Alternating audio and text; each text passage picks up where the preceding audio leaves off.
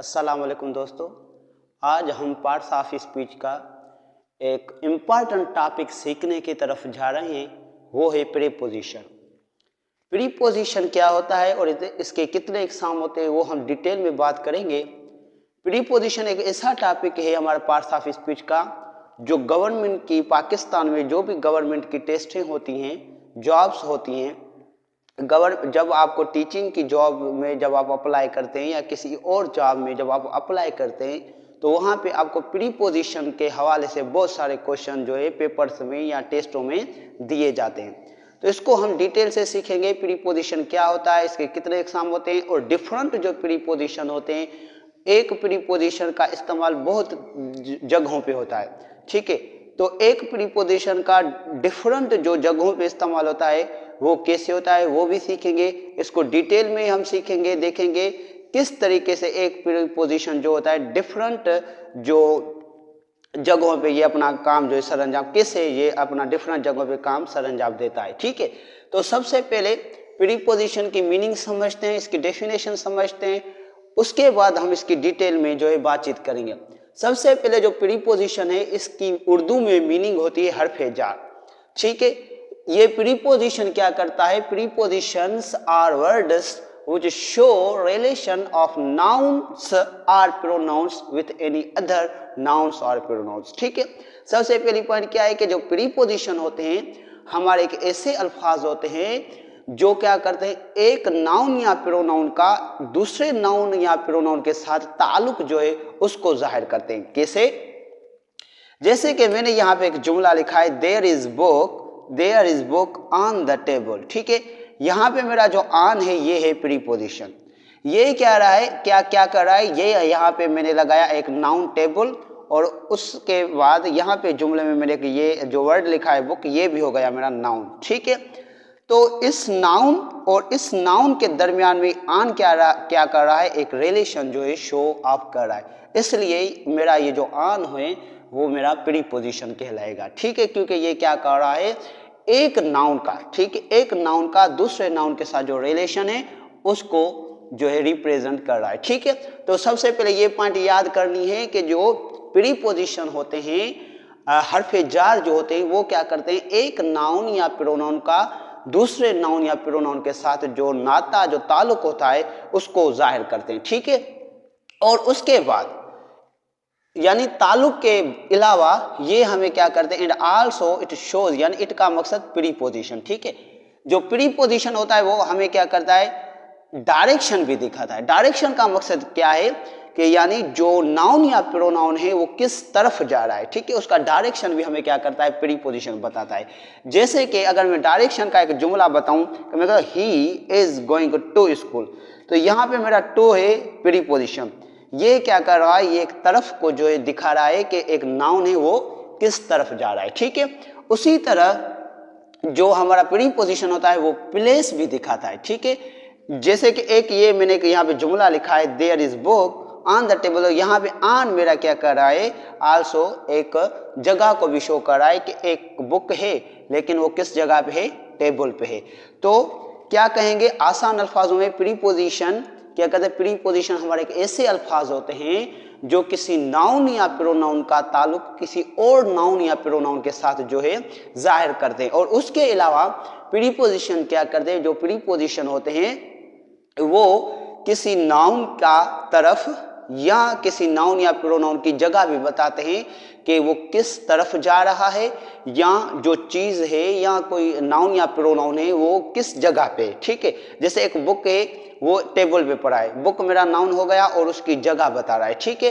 तो यहाँ पे आसान अल्फाजों में क्या कहेंगे, प्रीपोजिशन हमारे वर्ड्स होते हैं जो क्या करते हैं, किसी नाउन या प्रोनाउन का तरफ उसकी जगह और उसका ताल्लुक किसी दूसरे नाउन या प्रोनाउन के साथ जाहिर करते हैं, ठीक है।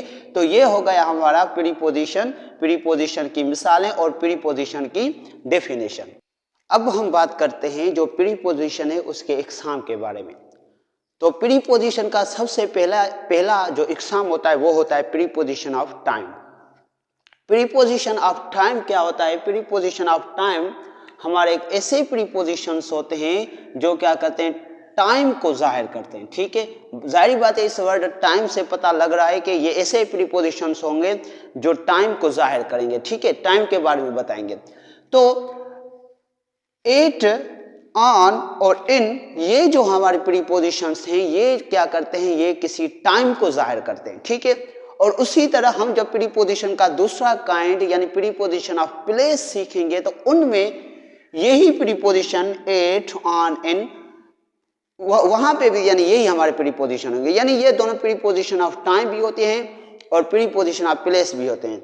लेकिन जब हम इनको प्रीपोजिशन ऑफ टाइम में सीखेंगे तो ये क्या करेंगे, टाइम को जाहिर करेंगे, और जब हम इनको प्रीपोजिशन ऑफ प्लेस में सीखेंगे तो वहां पे ये क्या करेंगे, प्लेस को जो है जाहिर करेंगे।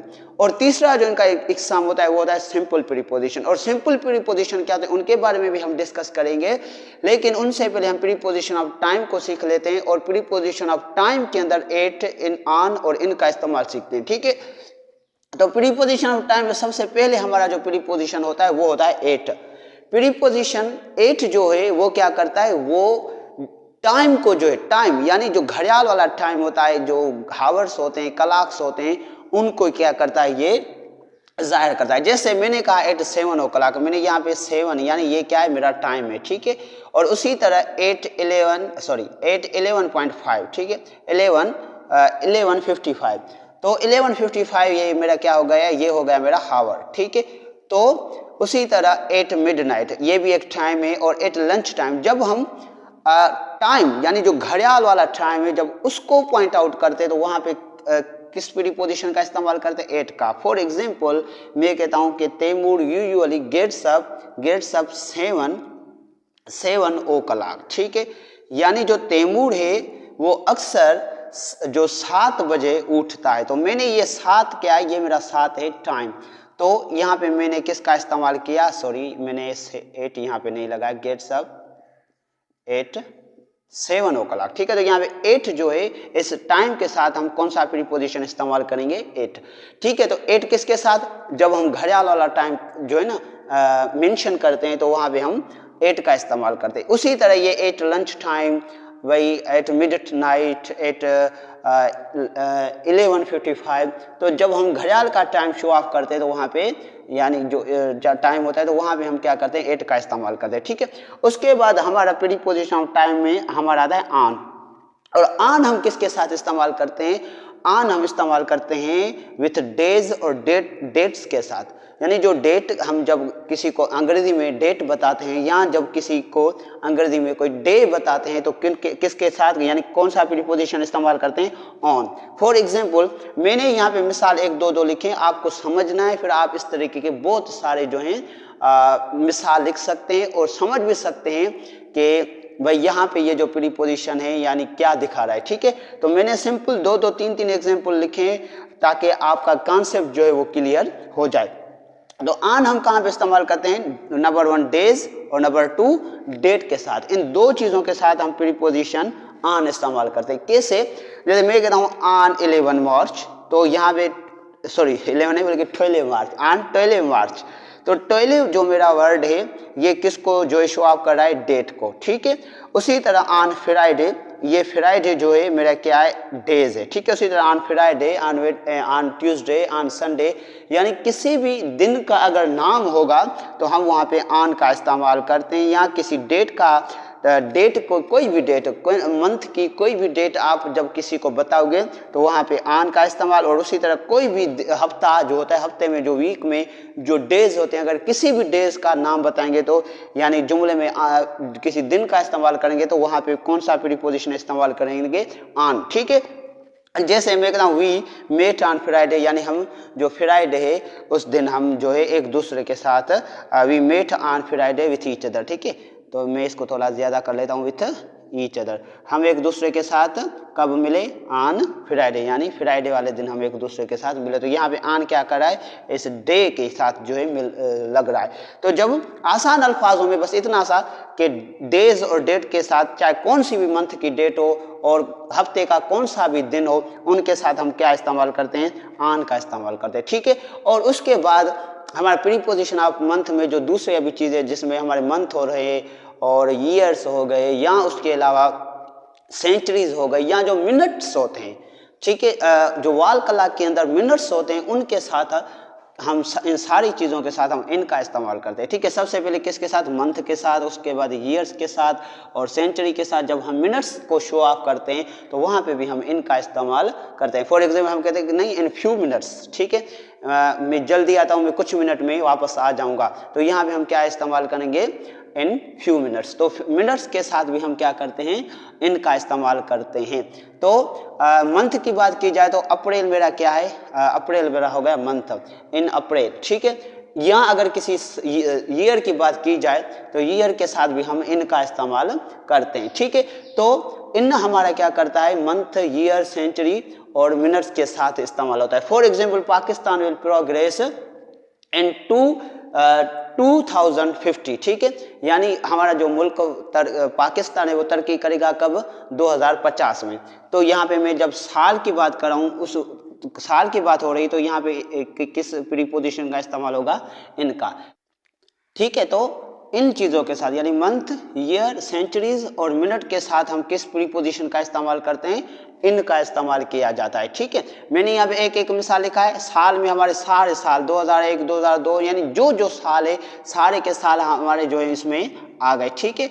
उसी तरह मंथ की बात की जाए तो ईयर में जो 12 मंथ होते हैं, सारे मंथों के जो नाम, मंथ जब मंथ्स की नाम यानी जब जो मंथ होते हैं अगर उनका नाम शो ऑफ किया जाए तो वहाँ पे हम जो इनका इस्तेमाल करते हैं। यानी 12 मंथ में अगर किसी भी मंथ का जब नाम हम जाहिर करते हैं जुमले में तो वहाँ पे जो इनका इस्तेमाल किया जाता है। उसी तरह सेंचुरी, चाहे कौन सी भी सेंचुरी की बात की जाए तो वहाँ पे आप इनका इस्तेमाल करेंगे।